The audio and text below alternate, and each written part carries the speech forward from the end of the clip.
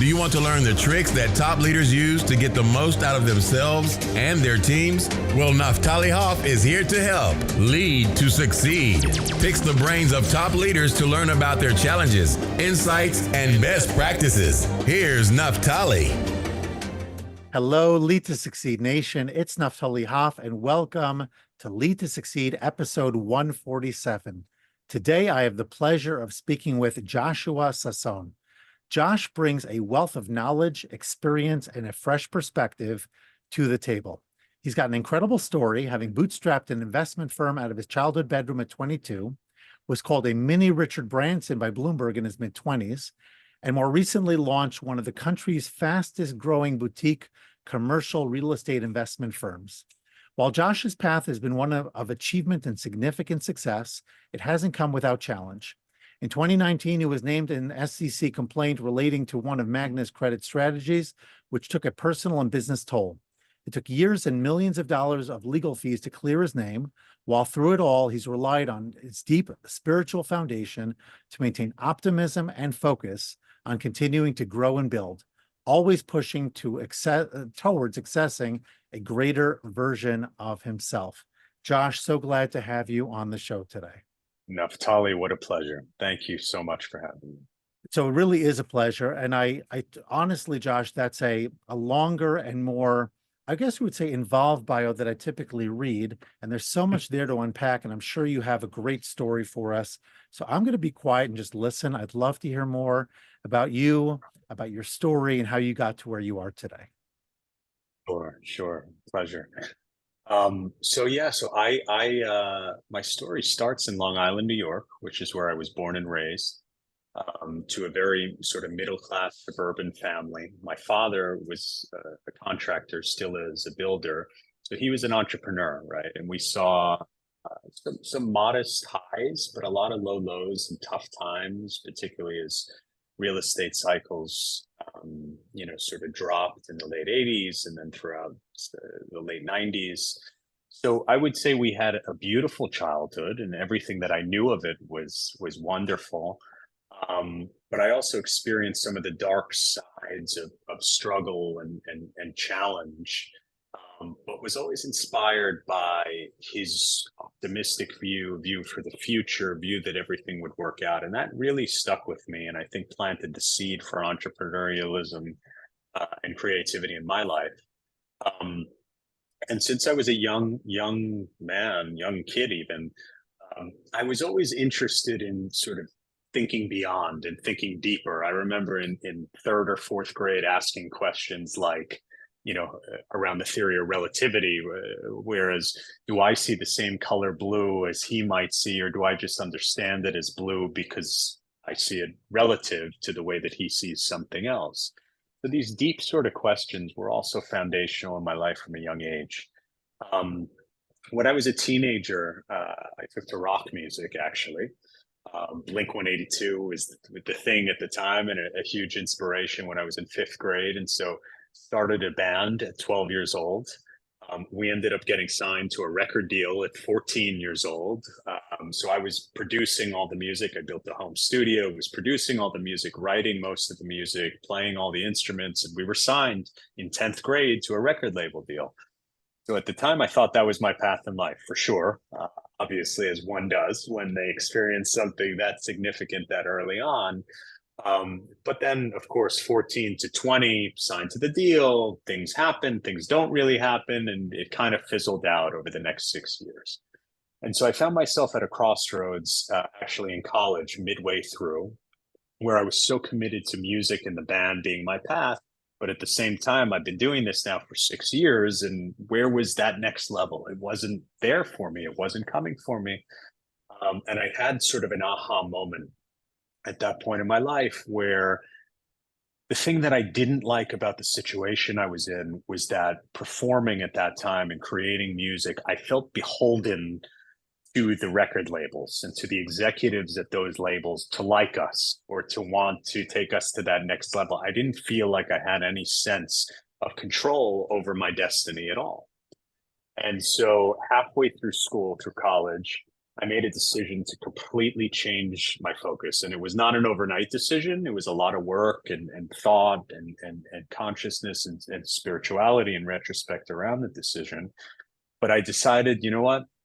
I love to create. I love to build, whether it's music or anything, right? From nothing and kind of build it into something.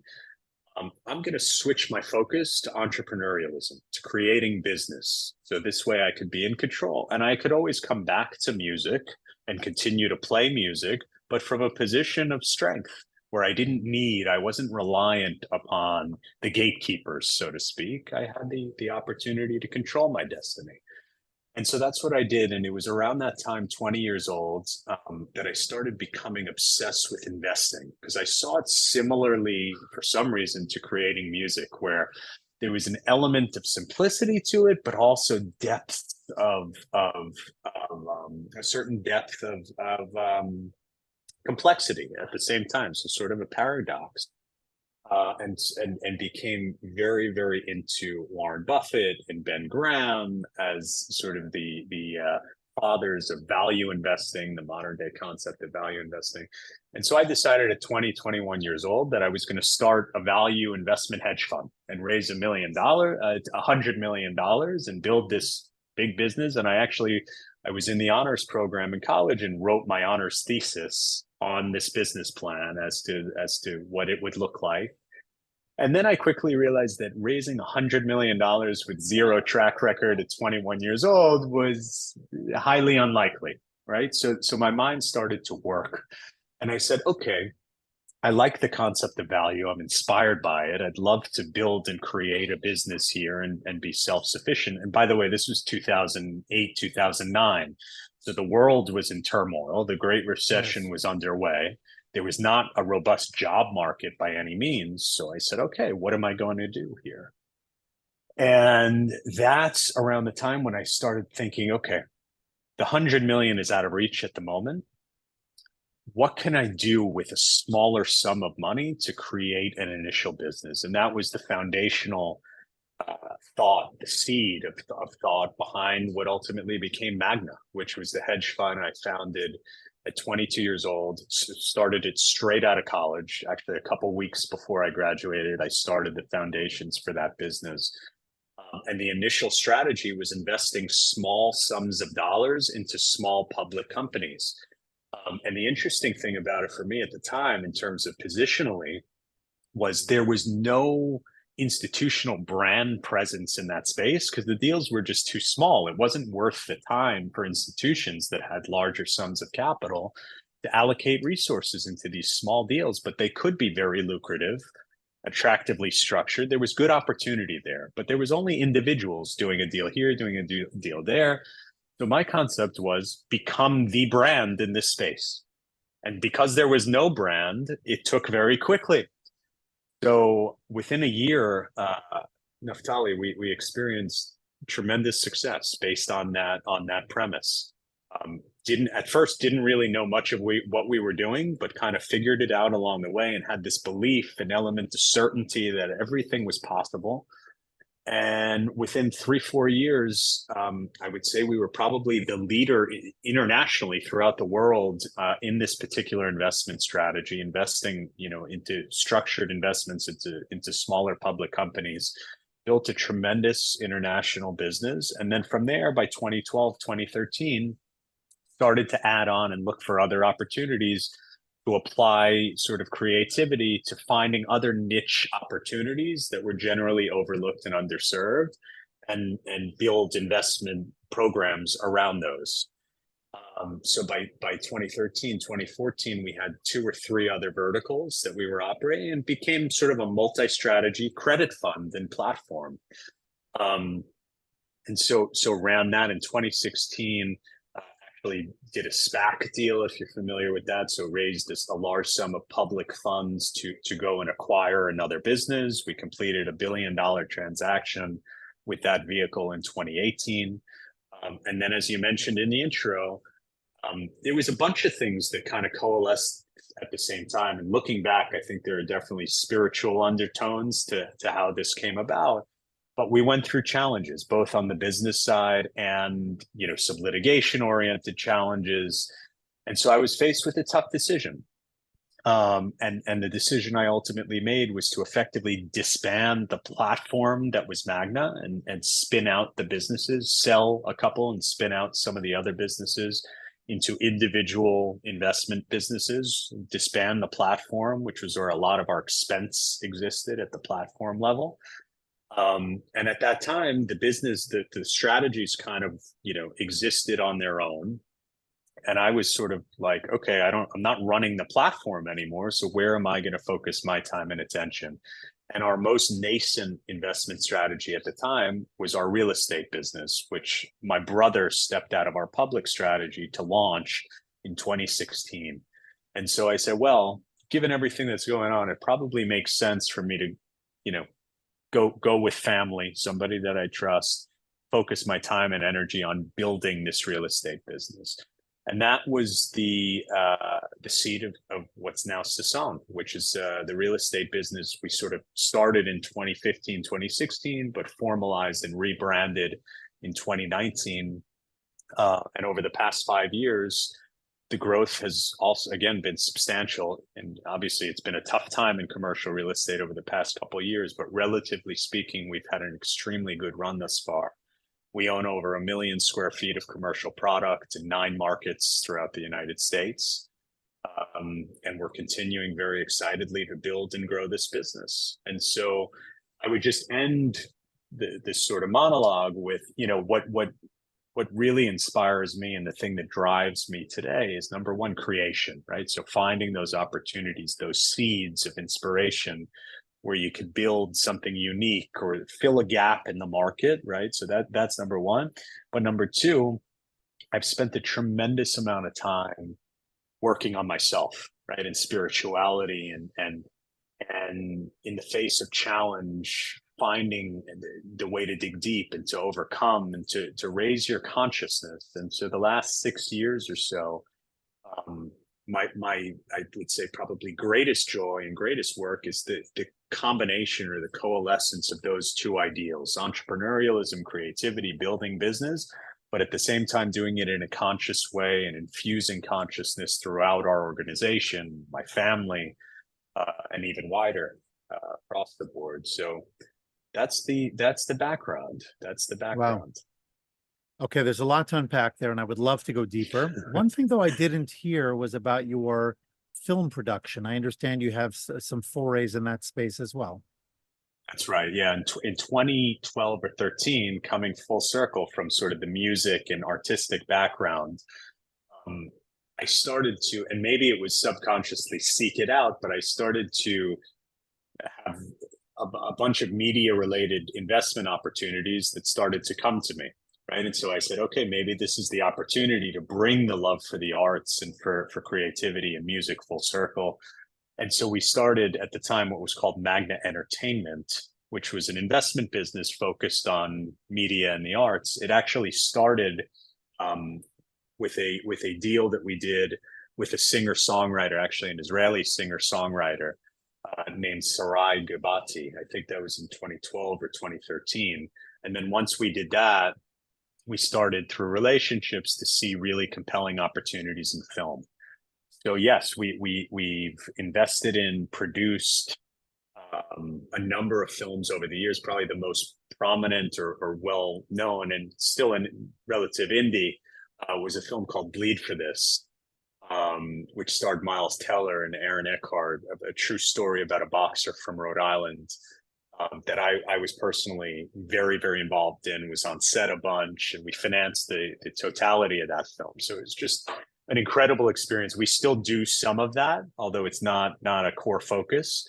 But out of that sort of seed and that idea was built a pretty substantial media investment business that still exists today in another form after the spin-out. Cool. It's kind of interesting because the guest that I interviewed just earlier today, he's in the creative space, and we spent a lot of time talking about creatives and leading creatives and marketing and things of that nature.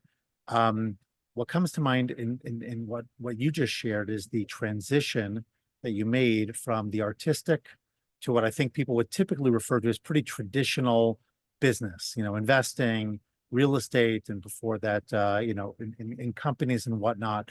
So I'm just curious if you could talk us through that piece a little bit, because I think for the most part, for example, my background is in education. I was a teacher for many years. I became a principal.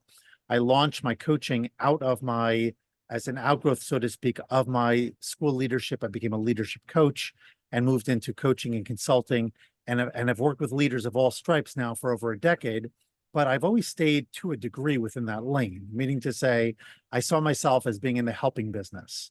So yes, there's an entrepreneurial side of what I do, but for the most part, I've always thought about how can I bring impact and value to people that I serve, whether it's students in a classroom, teachers or principals in a school setting, or moving out into whether it's nonprofits, businesses, et cetera, helping leadership and helping the people become better at what they do.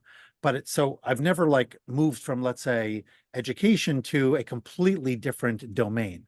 And it seems like you did that, and yet you sort of kept a foot in that artistic space. So I'm just curious to know how that has been for you, and if you see that frequently with people, if that's something you would say is more unique to yourself. It's a great question.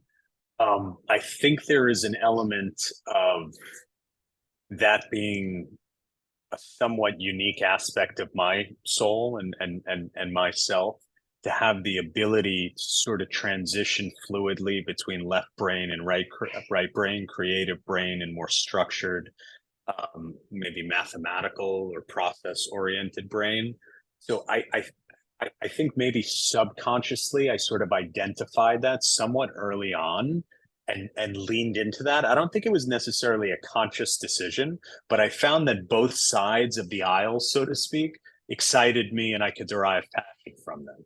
So that's the first part of how I would answer that question.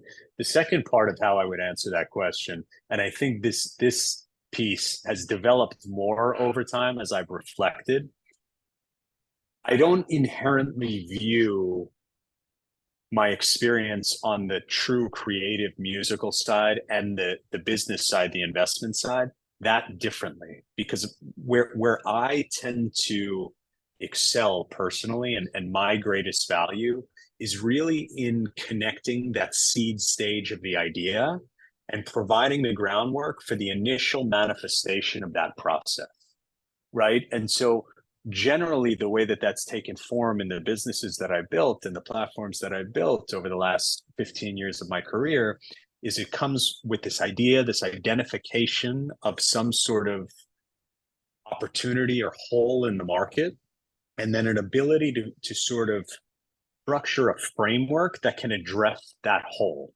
Once that process with my level of expertise, once that process has been accomplished and we've put processes and structure and personnel around that, I sort of consciously then move to looking towards the next opportunity for growth. And it could be related growth, so related opportunity to what we're already doing. Sometimes it's more tangentially related, but there is some sort of tie-in. So that's the way I work. So I look at the whole process of entrepreneurialism very similarly, or I approach that process very similarly to the way I approach starting a band and having to write songs from scratch and then having to merchandise and having to book shows. The process itself is very similar, just in two different arenas. Interesting. It's funny because I garden, and this morning even it's gotten hot here. I live up in New Jersey, and it's not quite as hot as where you are down in Florida. But I often will check, especially after the holiday that we just had. So it was 2 days where I was not tending to anything. It was really hot and no rain. So I went outside just to see how the little plants were doing. And I noticed some were in distress, and I dealt with them. And part of my process is to, expand from small plants to larger plant, eventually to the ground, et cetera, figure it all out. It doesn't just happen where I just throw everything in and say, good luck. There's a lot of stages in that process. So I was kind of thinking about that metaphor a little bit, about thinking about where the needs are and kind of keeping my focus in on what's necessary at the moment, but trying to think big picture as well. And it seems like as your story unfolded, your big picture may not have been how can I grow the band to the next level, or how can I take this particular company. It's almost more of a lateral move. And I'm just curious to know if that's something because you're constantly on the lookout for new opportunities, and this is something that presents itself, or would you say it's more serendipitous or perhaps even divine? Like, I'm just curious to know from your perspective, because again, from my angle, there's usually like a linear progression. I'm trying to work Sure. towards something in particular. I don't usually move from things that most people would consider to be unrelated one to the other. And while I see your connection, how you think about it, it definitely is not the kind of thing I would imagine most people are doing, thinking in those terms rather than in the traditional, more linear terms of growing in a particular vertical of a particular industry. So how does that mind, in your mind, if you could sort of engage in a little bit of metacognition, not to get too analytical, but just how does it manifest for you? Is I guess really my question. I love the depth of that question. It's incredible.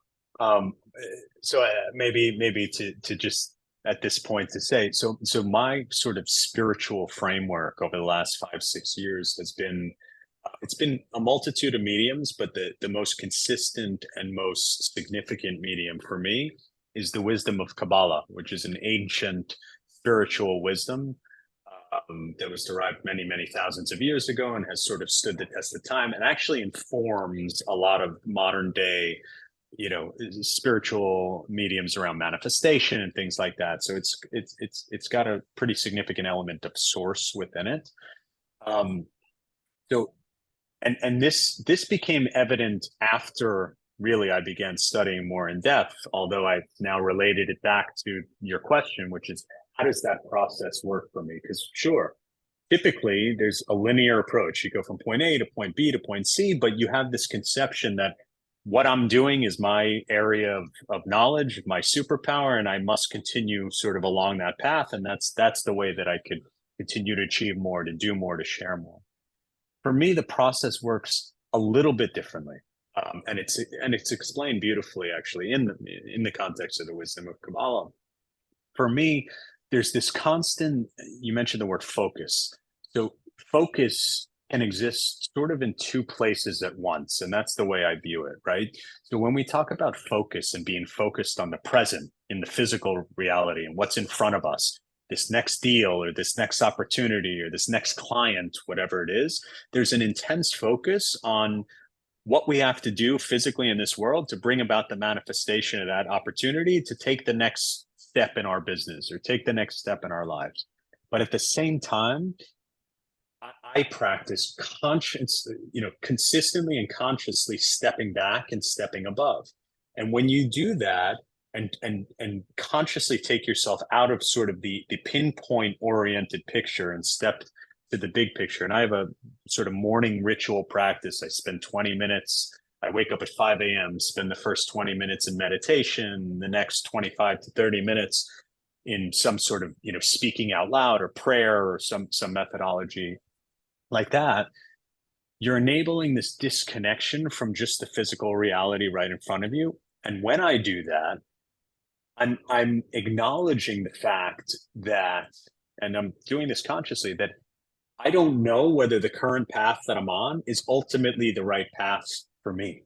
And I'm open to wherever the path may take it. And by the way, you mentioned synchronicity, that openness and that conscious openness to basically being shown the way, or maybe it's divine clarity. You mentioned that word as well. That openness presents the opportunity for synchronicity to come into your life. So by making it a part of your conscious routine or conscious ritual to both focus and step back simultaneously to the degree possible and as much as possible, you're presenting the opportunities for these seemingly disconnected things to work in such a beautiful form of synchronicity. And it's a process, and it's become a more conscious process as I've studied more and learned more about how the soul works, how our purpose works, why do certain things happen, right? All of this starts to start to make sense as you delve deeper into the wisdom and the source behind it. But I think it was a lot less conscious, more subconscious, let's say, 5-6 years ago, and back to, getting signed when I was 14 years old in the band. It's become a lot more conscious and a part of a process over the last 5 or 6 years, which has produced incredible just joy, fulfillment, beauty. I mean, we could go into the depths of that, but it's been a complete life changer for me to be aware of some of the aspects of what you're talking about here. Wow.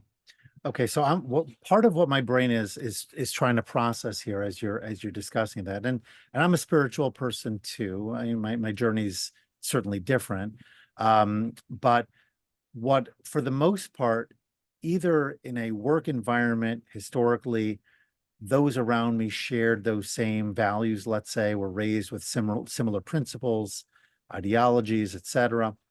And even in my professional practice, for the most part, unless that's the intended focus, which it rarely is, the areas that we focus on tend to be what one might call more secular in nature, more universal, things like upskilling and management of self and others, but more from a leadership and management vantage point, not from a spirituality standpoint. So I'm curious to know for you, how the not the crossroads, but the intersection, if you will, of your increased spirituality, as well as, I'm sort of like layering a couple of things here, and you could take both of them together, or you could separate them, however you choose to respond, as well as this just general approach to thinking about next steps, which again, in my mind, seems atypical, and bringing that to others, meaning to say you have people that work for you, and you want them to be themselves, and you want them to sort of do their thing, but simultaneously your brain might be working differently than them, and you have interests that might be unique to yourself that they may not be interested in, and you want to connect with them, you want to engage them, you don't want to stifle them, etc. So I'm just curious to know, how have you found from a leadership standpoint, because again, this is a leadership podcast, so certainly that's a focus here. How have you found your own unique journey to intersect with the needs of people who may be playing a very different kind of, not better or worse, but just a very different kind of journey, path, game, whatever you want to call it, than you? It's a beautiful question. It's a beautiful question. And it's not easy, by the way. There's no simple answer to this. Again, let's go with the bifurcated 2-answer approach here. Number one is, to your point around others perhaps not being as interested in the spiritual side of things or the conscious side of things. What we learn is that that's totally okay, because everybody has their own unique journey within an organization, within a team, within a family. Everybody has their own unique journey. And while let's say within a family, we might have generally similar beliefs, everybody still has a very different consciousness, worries about different things, is triggered by different things, right? So there's differences. What we learn, and this is something that's foundational to the wisdom of Kabbalah, which is, by the way, completely secular and non-denominational. So there is no religious affiliation around the wisdom.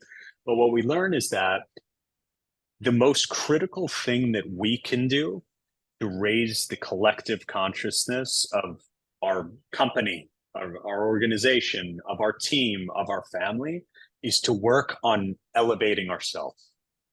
So as we work on ourselves and develop and manifest this deep desire to spiritually transform upwards and become more compassionate, more loving, more accepting, less judgmental, as we do that, that energy naturally transcends an organization and a team, as long as you're present within it. Of course, if you do this in isolation in your bedroom with the lights off and never interact with your team whatsoever, you're going to have an issue, right? Having that seep in. So that's number one, right? What I found is that as I delved further into spiritual work and work to elevate my consciousness and my reactivity, right, and transform that into acceptance and proactivity and being able to respond to challenge in a completely different framework, that effect, that energy has just naturally rubbed off on our organization, regardless of whether it's conscious on other people's part or subconscious, right? So that's number one. Just elevating yourself provides the framework. And then the other thing I would mention is that as a leader, and I'm sure you can relate to this with the clients that you're working with, everybody's on a different level, right? And it's our job through our compassion, through our empathy, through our understanding, and through listening to understand the level at which the person that we're dealing with exists.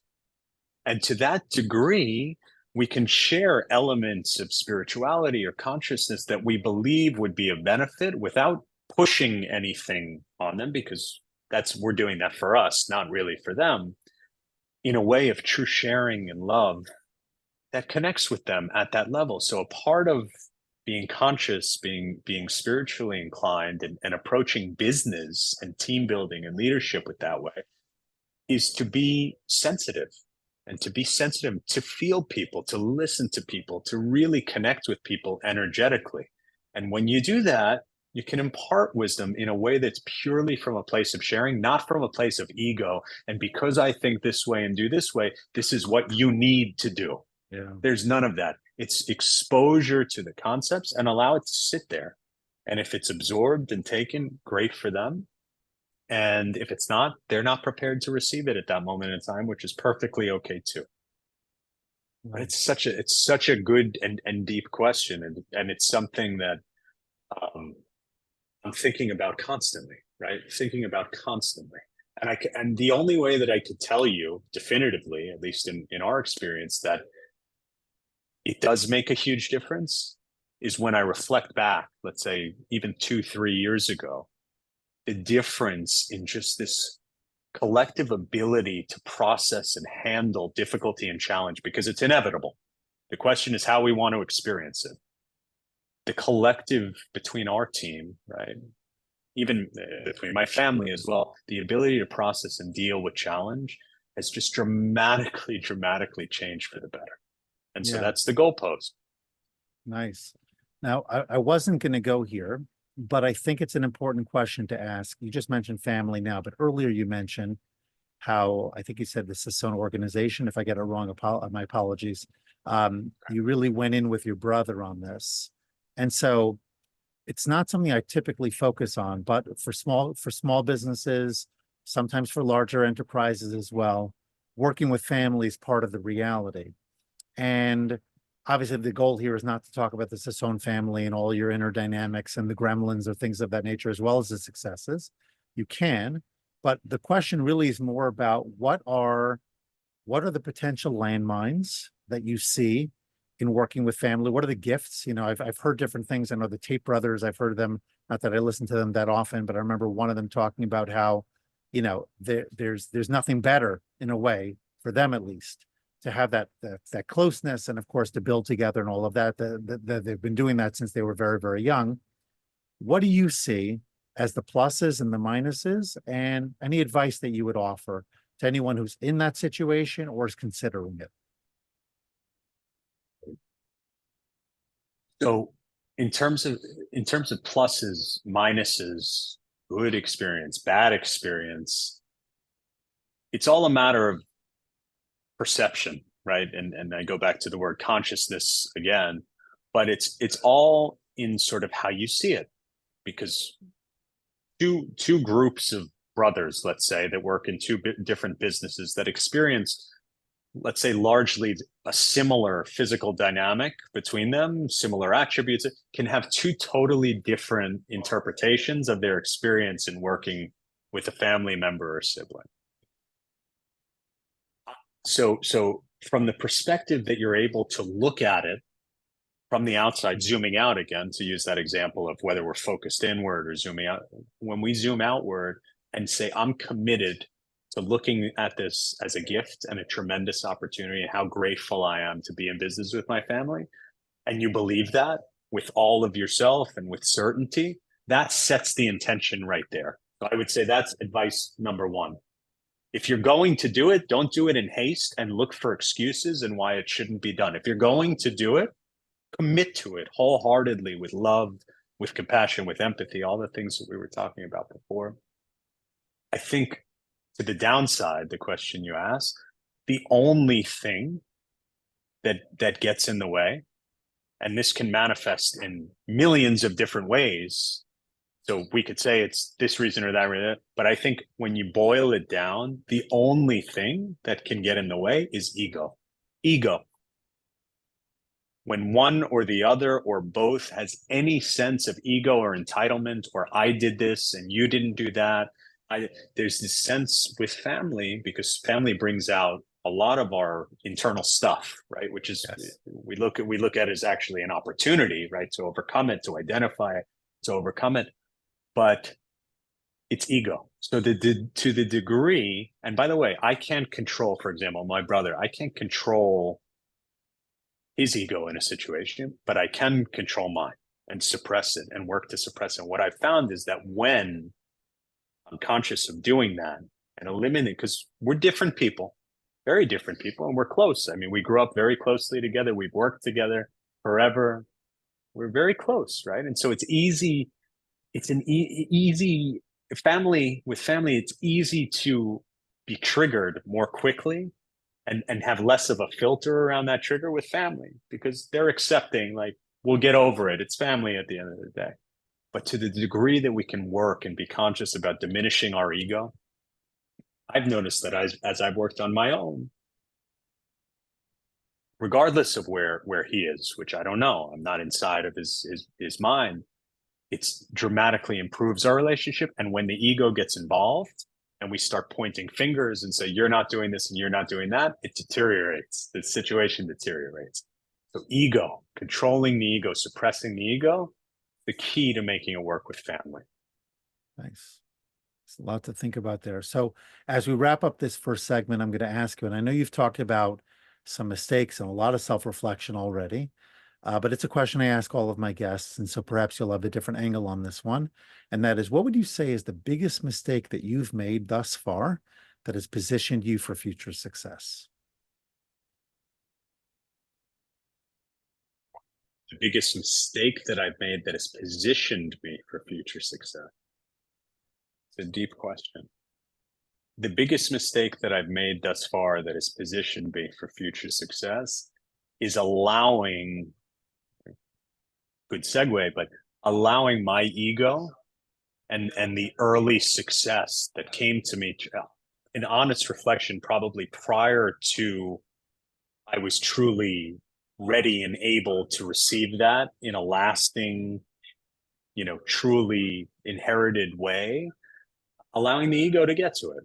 And listen, I was, 22, 23 years old, financially, materially doing exceedingly well beyond my wildest imagination, living in New York City, living a very, very exciting life. And where was the sharing in that? Where was the giving in that? There were elements of it, but there was so much element of ego and feeling like I was responsible for this great success. I'm not responsible for anything. I identified some concept, by the way, that came to me somehow, who knows, and was able to reveal it, but I was not responsible for it. And then having this ego associated with the material gains that you acquire, and then all the fears and the worries, the doubt and the lack that sets in when you realize, oh, well, what if I make a wrong move and I actually start to lose some of this now? And then you go into this tailspin mentally. So I think that ego that led to a significant amount of chaos and challenge in my business, in my life, in my 20s, my late 20s, prepared me for the path that I've now come to over the last 5-6 years, which is this path to the wisdom of Kabbalah, to spirituality, to consciousness, to being able to now identify why things happen. What was the source of this chaos? Why did it happen? And prevent it from happening again on a go-forward basis, being more proactive and identifying those potential pitfalls and sort of catching them at their source. Powerful. Okay, well, we're going to lighten it up just a little bit as we transition now to the rapid fire, where the answers are short and sweet. Let's start with your favorite book. I know you mentioned Kabbalah many times, so I guess you could say that. But if there's another one you'd like to mention, would love to hear it. Favorite book? I would say The Intelligent Investor. Most profound effect on the path of my life. Nice. Okay. Something that you do to stay calm and relaxed when things are stressful. Meditation, transcendental meditation. Next one. If you could advertise a message in Times Square under the bright lights, what would it say?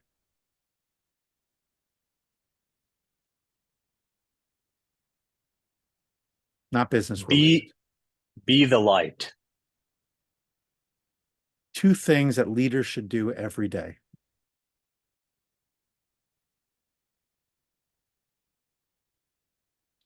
Again, meditation, able to reflect on the big picture, and sharing to some degree. Sharing or caring? Sharing. Okay, just a quick example of that would be getting outside of yourself in one way or another. So trying to help somebody when it has nothing to do with receipt for you, trying to help somebody, calling your mother, sharing to some degree. 2 tips for any new investor. Protect the downside. Do everything in your power to avoid losing money. And finally, a productivity tip that helps you to get more done.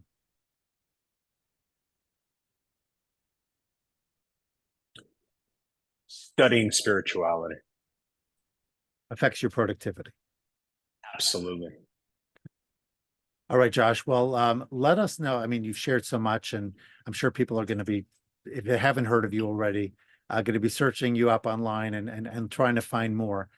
Where can people connect with you, learn more about your work, and kind of just take advantage of all the things you've experienced and benefited from over the years? Beautiful. Yes. So I'm on most of the social channels, definitely LinkedIn, where I post almost every day, something typically spiritually and business related. So LinkedIn, Joshua Sason. I'm on Twitter as well, or X now. I believe that one's at Josh Sason, and Instagram. And in Miami, I'm regularly speaking at different events related to consciousness, spirituality, business. So if you're down here, would be happy to see you live and in person as well. Awesome. Okay. Well, you've shared a lot, much more than I think I even could have anticipated before our conversation began. Share with us, though, please, one final life lesson with which to wrap up our episode. I would. I feel like this is the 3rd time we're now doing this, but it's a combination of 2 things. So number one, a tool I would share that's been tremendously transformative for me, and I've only been doing this for the last 1.5 years, and I think would benefit all leaders, is to take some time in the day, be it 10 minutes, 20 minutes, the more the merrier, but sometime during the day, and just speak out loud. Generate desire, ask for things, ask for clarity, ask for strength. The process of speaking out loud provides for these sparks and these seeds and these ideas and these synchronicities. It provides an opening for them. So it's a tremendously powerful tool to access clarity, to access strength, to access understanding. That has worked wonders for me since I've started doing that. And then number 2, there's this concept of developing certainty. And we can talk about, faith or belief or trust, but I think it's certainty. So as a leader, having a knowing, and this goes back to something we talked about earlier, having a knowing that you have more to give and you're desirous of finding the angles and the elements to do that giving at a higher and higher level, knowing that it will come, and knowing and having the humility to say, I don't know exactly in what form that will take.